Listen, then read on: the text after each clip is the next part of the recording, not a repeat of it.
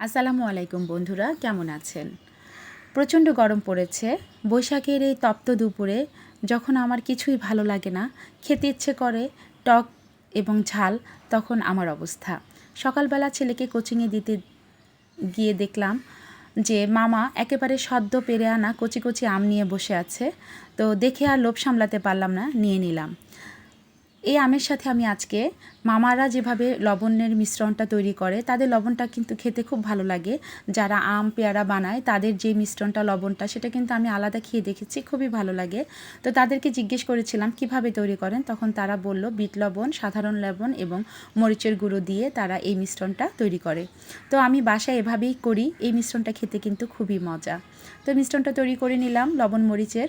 তো আমি আমার ছেলে এবং মেয়ে মিলে খেয়ে নিচ্ছি খুবই মজার কচি কচি কাঁচা আম। আপনারাও চাইলে আসতে পারেন, দাওয়াত রইল।